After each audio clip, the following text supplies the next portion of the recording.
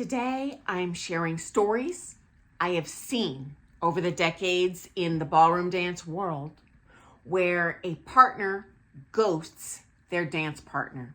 So for our friends outside of the United States, ghosting means that essentially you dump someone, but don't say anything. You just disappear like a ghost. And yeah, I've seen it over and over again. But it reliably comes down to a handful of scenarios. I'm going to share those today with you and the real stories, that I've seen. If you leave with no other kernel of information today, my advice for you, if you are ghosted, do not waste your time chasing them, okay? They don't want to dance with you. Yeah, it sucks. Imagine if your kid doesn't like Brussels sprouts. Maybe they loved them when they were 2 years old. Now they're 6 years old. They hate them. You can try and convince them till you're blue in the face that you like Brussels sprouts. Guess what? They ain't grooving on Brussels sprouts. What are you going to do? Cram them down their throat till they gag? It's not going to end well. So you are going to have to just walk away, find a new partner, okay? But you know what? There is going to be future dance joy in store for you, especially if you're prom. It's actually going to be very easy probably to find another partner. So anyway, here goes. The number one reason I personally see pros ghost their pro-am student is when the pro is burnt out, okay? And it does happen. Never happened to me. Thank God, I can't imagine, but it does happen. What does that look like? Well, they don't necessarily just completely stop cold turkey. What happens that I've seen is they gradually become less and less available for lessons. Most often, they're canceling the lessons after the student has committed. Most often, they are not committing to as many or even any future shows or comps, okay? And so those are kind of warning bills that this might be coming down the pike for you, okay? Okay, next up. I've seen amateur partners ghost their amateur partner, okay? And this could be for competition, for showcase, or even just social purposes, okay? And this video is in response to a friend of ours who shared his own story. I'm not going to share those details just because I don't want to dox anyone and expose them. But yeah, I've seen it. I'm sharing my stories. And so there are 3 reasons I reliably have repeatedly seen this happen where the amateur ghosts the amateur. Number 1, that person doing the ghosting has a mercurial personality. They're hot, they're cold. So they come in to that social dance lesson, whatever, their butts on fire with a passion for dancing. I'm going to take 10 privates a week. I'm going to win this comp. We're going to slay this show. We're going to practice 5 days a week, 3 hours at a time.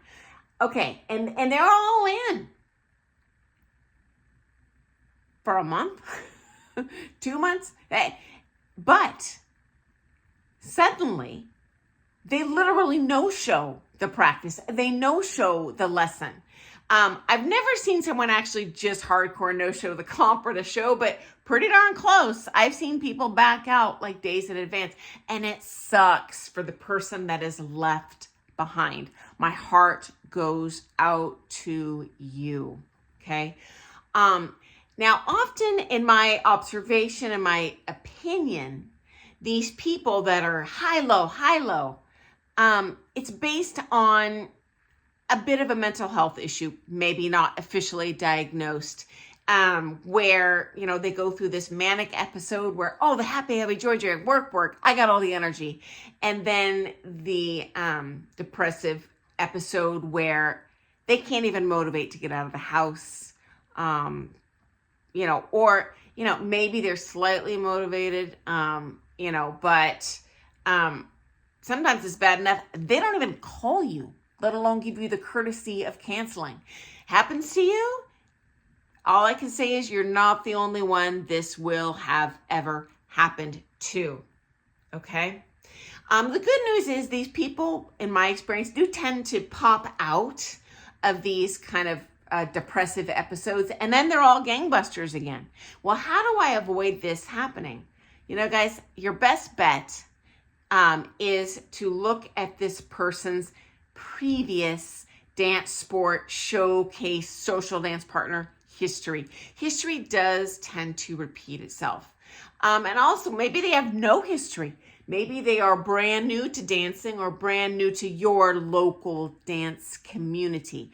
At that point, you're gambling. And the odds are higher there that you're going to have a problem than if you go with a partner who has a long-term established partner history, okay? I hate to say it, but I just want to forewarn you and let you know so you don't feel alone if this happens to you.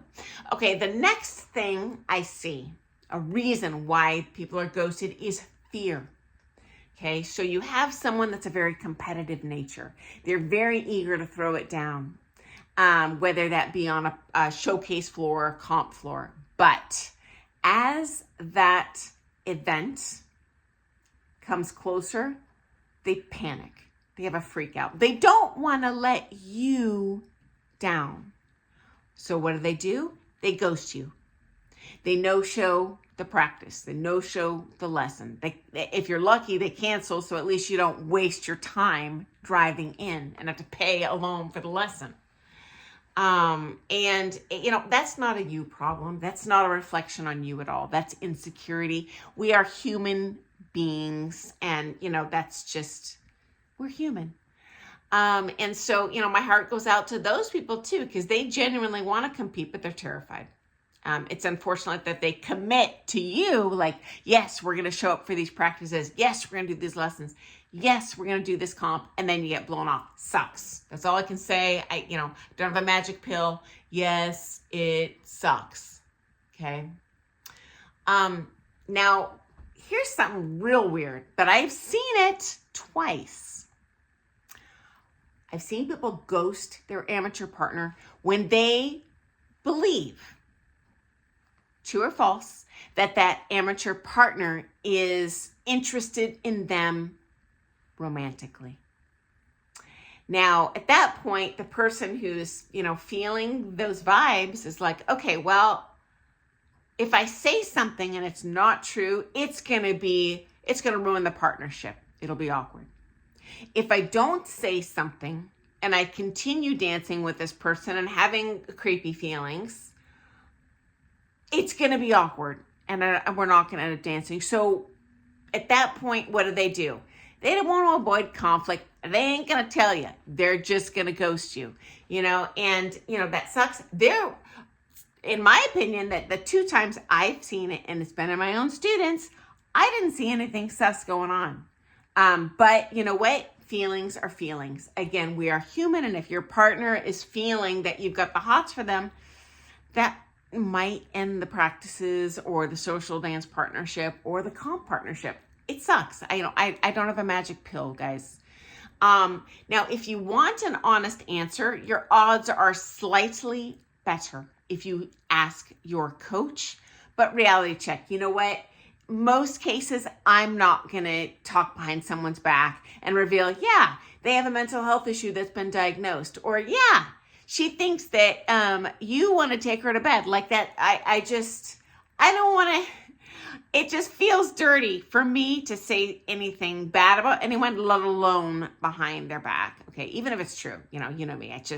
So I would say just drop it and move ahead with your dance career. Definitely tell your coach what's going on, because they're probably blissfully unaware. And tell them, hey, I lost this partner for the comp. I still want to compete.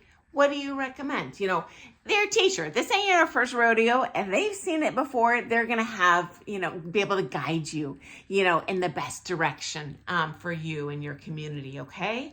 Now, finally, pro couples. I've also seen ghosting. Now, this most common reason is there's a romantic relationship, usually an illicit one, where it's cheating on the dance partner, that they are having a romantic relationship with a student. And when that happens, like clockwork, the student is crazy jealous of the pro's partner.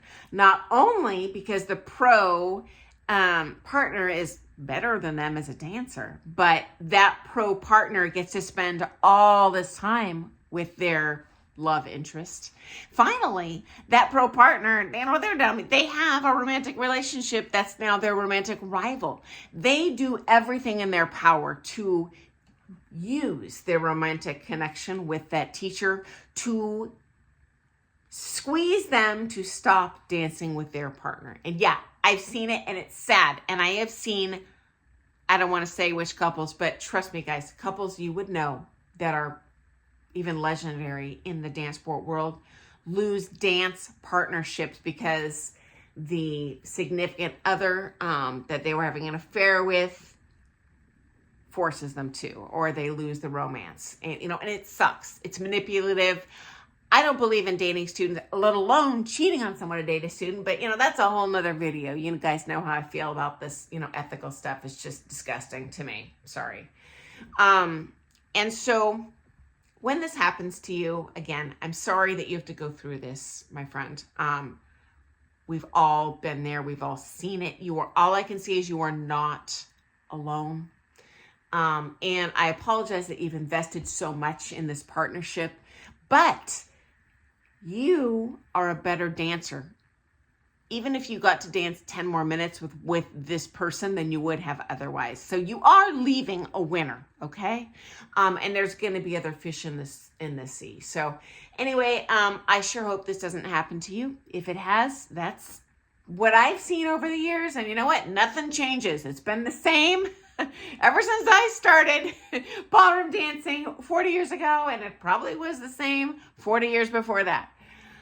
So I look forward to seeing you first thing tomorrow morning for some more things ballroom dance. I cannot thank you enough when you guys share stories with me or ask questions, because every week I'm like, okay, well, I'm done sharing stuff. I'm done with my channel. Just because I don't come here to, waste my time every day and puff and toot. I'm not monetized. I'm getting nothing for this other than, hopefully sharing stuff that's helpful, or hey, at least entertaining about what goes on kind of behind the scenes in the world of ballroom dance. So guys, good luck in your ballroom dance goals. Good luck in maintaining a partnership, finding a good one, because that is hard. And I look forward to seeing you first thing tomorrow morning for some more ballroom dance tea. Doodles.